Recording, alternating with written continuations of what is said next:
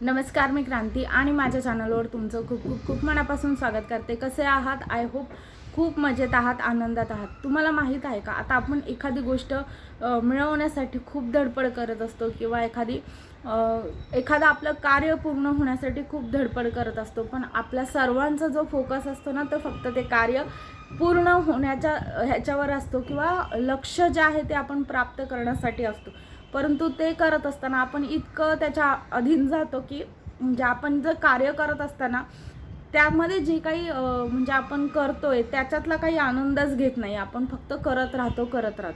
असं न करता कुठल्याही गोष्टीचं, देवाची पूजा जरी करत असताना किंवा काही आपण पूजा करत असताना आत्ता जे नामस्मरण करत आहात किंवा आत्ता आपण जे काही करत आहोत त्यातला आनंद घ्या ना, की लक्ष्मी प्राप्त होईल किंवा काय होईल ह्यासाठी आपण सर्व करत आहोत। आत्ता जे आनंद आपण घेत आहोत, आत्ता जो सणांचा आनंद आहे तो पहिला घ्या, नंतर सर्व तर काही होणारच आहे।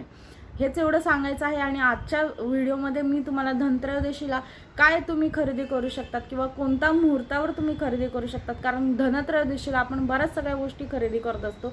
त्यातल्या काही गोष्टी आपण खरेदी करायच्या असतात, काही गोष्टी खरेदी नसतात करायच्या, परंतु त्या खरेदी करत असताना पण एका विशिष्ट वेळी खरेदी केलेला खूप चांगलं असतं।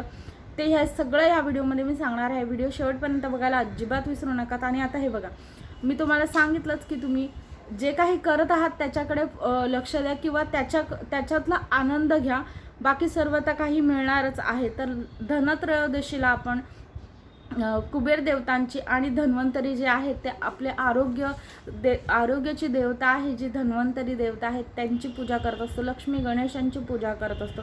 लक्ष्मी मातेला हा दिवस खूप प्रिय आहे। आणि एक गोष्ट लक्षात घ्या की हा शुक्रवारी आलेला आहे, आता ह्या वर्षी जो आलेला आहे, त्यामुळे त्याचं काही जे महत्त्व आहे ना ते खूप जास्त आहे। तर तुम्ही या दिवशी काय खरेदी करा हे सगळं मी तुम्हाला सांगत आहे। या दिवशी तुम्ही झाडू जो आहे तो लक्ष्मीपूजनाला जो झाडू यूज करणार आहात तो तुम्हाला याच दिवशी खरेदी करायचा आहे। त्याचबरोबर कलश जो आहे तांब्याचा किंवा तुम्ही पितळेचा कलश जो आहे ना तो देखील तुम्ही खरेदी करू शकतात। सोनं चांदी खरेदी करू शकतात। त्याचबरोबर लक्ष्मी गणेशाची जी मूर्ती आहे किंवा प्रतिमा आहे, कॉईन आहे, जो तुम्ही पूजेमध्ये मांडतो तो देखील तुम्ही या दिवशी खरेदी करू शकता। दिवाळी सेलिब्रेशनसाठी जे काही सामान लागणार आहे ते तुम्हाला ह्या दिवशी खरेदी करायचं आहे। तुमच्या घरामध्ये किराणा जर भरायचा असेल तर तुम्ही ह्या दिवशी भरलेला खूप चांगला आहे। त्याचबरोबर तुम्हाला तांदूळ खरेदी करायचे आहे। त्याचबरोबर तुम्हाला त्याच्यानंतर केशर, चंदन, अत्तर हे देखील खरेदी करायचं आहे। दीप खरेदी करायचं आहे। स्टीलचं एखादं भांडं तुम्हाला जर खरेदी करता आलं तर अत्यंत छान। सफेद मिठाई जी आहे ती तुम्हाला ह्या दिवशी लक्ष्मी मातेला त्याचा नैवेद्य दाखवायचा आहे। आणि खरेदी करताना मी जसं तुम्हाला सांगितलं की तुम्ही एक चूक करतात की जे तुम्हाला खूप महागात पडते। हे बघा, सर्वजण बरेच जण वर्किंग आहेत किंवा काय बरेच आहे, परंतु खरेदी करत असताना शक्य तितक्या लवकर खरेदी करा, जे की म्हणजे सकाळपासून तो मुहूर्त आहे खरेदी करण्याचा, त्यात काही प्रॉब्लेम नाही, पण 4-5 पर्यंत तुम्ही खरेदी तुमची उरकून घ्या। 6-7 वाजता जेव्हा की लक्ष्मीचं आपल्या घरी आगमनच होणार असतं त्यावेळेस आपण घराच्या बाहेर खरेदीला असतो आणि आपल्या घराचा दरवाजा बंद असतो आणि आपण जे काही पैसे आहेत ते दुसऱ्यांना देत असतो। भले आपण त्याच्याबदली खरेदी करत असतो, परंतु आपल्या घरात ती जी लक्ष्मी आहे ती ऑलरेडी बाहेर गेलेलीच असते। त्यामुळे त्या दिवशी तुम्ही शक्यतो घरी सायंकाळी थांबायचा प्रयत्न करा आणि जी काही खरेदी आहे ती दिवसभरात उरकून घेण्याचा प्रयत्न करा, एवढं सांगणं आहे। त्याच्यानंतर ह्या दिवशी कधीही कोणालाही उधार देऊ नका आणि जे काही आहे ते देऊ नका, कारण ते दिलेले पैसे तुम्हाला मिळतील की नाही ते तुम्हालाच माहिती। परंतु जे असं कोणी त्या दिवशी उधार दिलं तर तुम्हाला म्हणजे लक्ष्मी माता खूप रुष्ट होऊन जाईल, कारण उधार ह्या दिवसामध्ये द्यायचंच नसतं। त्याच्यानंतर धने जे आहेत ना, हे असं तुम्हाला अशी वस्तू आहे धने, जी लक्ष्मीपूजनाला धने आणि गुळाचा आपण नैवेद्य ठेवत असतो, परंतु धने जर आहे ना तुम्हाला त्याच दिवशी खरेदी करायचे आहेत, आदल्या दिवशी वगैरे अजिबात खरेदी करायचे नाहीत। आणि धने जर तुम्ही खरेदी केले, झाडू आणि लक्ष्मीपूजनासाठी लागणारा खरेदी केलात ना, बाकी तुम्ही दुसरं काहीही खरेदी करू नका, खूप मोठं होणार आहे। कारण धण्याची पावडर खरेदी न करता तुम्हाला अख्खे हिरवे जे धने आहेत ते खरेदी करायचे आहेत। ते तुम्ही थोडे घ्या, कितीही घ्यायचे तितके घ्या, म्हणजे 10-5 रुपयाचे तुम्हाला जेवढे घ्यायचे 10 रुपयाचे घ्या, 20 रुपयाचे घ्या। तुमच्याकडे घरात धने पावडर असेल तरी तुम्हाला थोडेसे धने तुम्हाला स्वतःला खरेदी करायचे आहेत, जे की तुम्हाला पूजेमध्ये देखील त्याची मांडणी करावी लागते। त्यामुळे धने खरेदी करण्याला ह्या दिवशी खूप महत्त्व आहे। आणि एक गोष्ट लक्षात घ्या की चुकून पण कोणी तुम्हाला थोडेसे धने हवेत असं मागितलं तर तुम्ही चुकूनही धने देऊ नका. धन दिल्यासारखं आहे ते, त्यामुळे धने अजिबात तुम्हाला कोणाला त्या दिवशी द्यायचं नाही आहे. त्याच्यानंतर जर तुम्हाला पूजेसाठी लागणारा कलश देखील तुम्ही ह्या दिवशी खरेदी करू शकतात. आणि धन्वंतरींचा जो फोटो आहे त्यासमोर तुम्हाला धूपदीप नैवेद्य वगैरे दाखवायचा आहे. शुद्ध गाईच्या तुपाचा नैवेद्य जो दिवा आहे तो तुम्हाला लावायचा आहे. आणि त्याच्या समोर तुम्हाला जो मी तुम्हाला कलश सांगितला किंवा तुमच्याकडे ऑलरेडी जर कलश असेल, कलश तर सर्वांच्या घरामध्ये असतो, जो तांब्या म्हणते मी, त्याच्यामध्ये तुम्हाला तांदूळ भरून ठेवायचे आहेत आणि ते तुम्हाला त्यांच्यासमोर त्या दिवशी ठेवायचे आहेत. का आहे बघा, तांदूळ हे जे आहे ना लक्ष्मीचं प्रतीक आहे, त्यामुळे तुम्हाला त्याच्यासमोर ठेवायचं आहे तांदूळ भरून.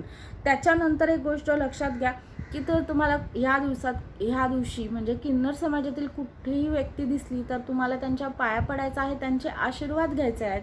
कारण आणि त्यांना पैशांचं दान देखील करायचं आहे. हे बघा लक्षात घ्या की किन्नर समाजातील व्यक्ती जे दिसणं आणि त्या दिवशी खूप भाग्याचं आहे, कारण ते म्हणजे दिसणं भाग्याचं आहे, त्यांच्या पाया पडणं देखील खूप महत्त्वाचं आहे. त्याच्यानंतर कुबेर यंत्र तुम्ही खरेदी करू शकतात. कुबेर जे मंत्र आहेत ते तुम्ही म्हणजे जी तुमची सिस्टीम आहे जसं की म्युझिक सिस्टमवर वगैरे तुम्ही प्ले करू शकतात, मोबाईलवर प्ले करू शकतात. सायंकाळच्या वेळेला तुम्हाला कुबेर मंत्र घरामध्ये प्ले करायला खूप म्हणजे अनिवार्य आहे त्या गोष्टी. त्याच्यानंतर फिश ॲक्वेरियम जर तुम्हाला खरेदी करायचं असेल तर ते तुम्ही या दिवशी खरेदी करू शकतात.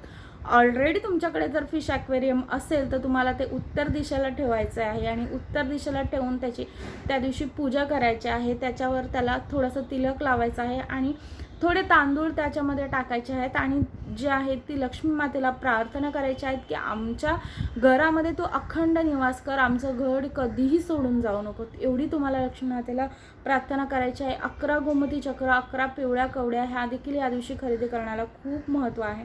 त्यानंतर ह्या दिवशी एक सांगायचं आहे की तो या दिवशी प्रदोष आहे आणि त्यामुळे प्रदोष काळामध्ये तुम्हाला शिवमंदिरात जाऊन जर दिवे जे आहेत ते 5 दिवे लावता आले तर निश्चितच तुम्ही घेऊन जाताना तुम्हाला 5 दिवे घेऊन जायचे आहेत. त्यापैकी 4 दिवे तुम्हाला तिथे प्रज्वलित करायचे आहेत. उरलेला एक दिवा तुम्हाला घरी घेऊन यायचा आहे आणि जो उरलेला दिवा आहे तो तुम्हाला घरात येताना तुमच्या घराच्या बाहेर उजव्या हाताला प्रज्वलित करायचा आहे. त्याने देखील तुमच्या घरातील लक्ष्मी आहे ती स्थिर राहण्यासाठी खूप मदत होणार आहे. या सर्व गोष्टी खूप महत्त्वाच्या आहेत आणि तुम्हाला या करणं निश्चितच खूप छोट्या छोट्या गोष्टी आहेत, तर ह्या गोष्टी करायला अजिबात विसरू नका. खरेदी कधी करायची, खरेदीचा मुहूर्त काय आहे किंवा खरेदी कधी करायची टाळावी हे देखील मी तुम्हाला या व्हिडिओमध्ये सांगितलं आहे. आणि तर हा व्हिडिओ कसा वाटला ते मला कमेंट करून सांगायला विसरू नका. व्हिडिओ आवडला तर लाईक, शेअर आणि सबस्क्राईब केल्याशिवाय जाऊ नका. व्हिडिओला पुढे पाठवायला अजिबात विसरू नका.